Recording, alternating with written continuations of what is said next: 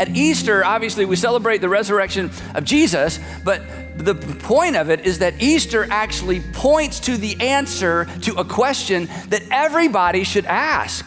And I don't want to say it's the most important question in the world because you may disagree, so I won't go that far, but I'll tell you what, it's a really important question, and it's a question everybody should ask. And if you haven't asked it since you were a kid, or maybe you haven't asked it since you left faith, or you haven't asked it as a Christian in a long time, you should ask it. This is the question everybody should ask at some point in their life. And Easter points to the answer to the question, and the question is, who is Jesus?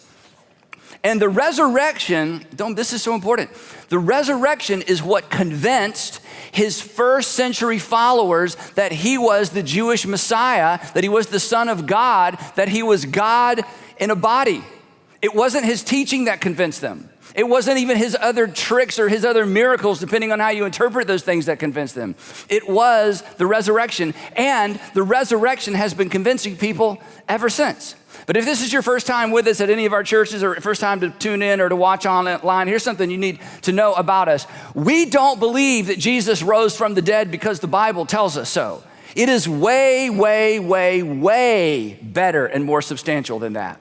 We believe Jesus rose from the dead because a first century follower of Jesus named Matthew documented the life of Jesus and documented the resurrection. And we believe because a Greek named Mark, who was a friend of Peter, got Peter's story out of Peter and concluded in the first century that Peter was telling the truth and that Jesus actually rose from the dead. And we believe because a doctor named Luke, who was also a Greek, who traveled around the area of Judea and traveled around the world with the Apostle Paul, came to the conclusion that he'd met enough people who'd seen the resurrected Jesus, that Jesus was alive, and he gave us an account. We call it the Gospel of Luke. At the beginning of that gospel, he says to the person he was writing this for, "O excellent Theophilus, I have sat down like many have to give an orderly account of the events that took place among us."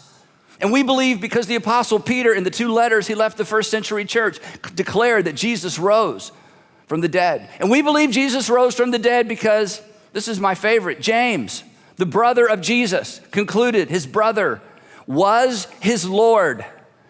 What would your brother have to do to convince you?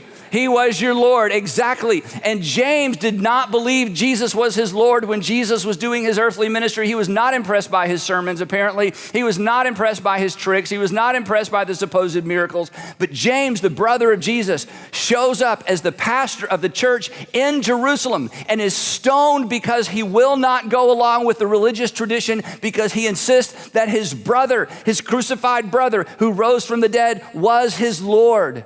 And we believe because the Apostle Paul, who stepped onto the pages of history as someone who was committed to doing away with the church, concluded that Jesus was in fact the Jewish Messiah. He was the Son of God, and that he actually rose from the dead. And he knew this because of personal revelation and because he spent so much time with Peter and Andrew and James and John and James, the brother of Jesus.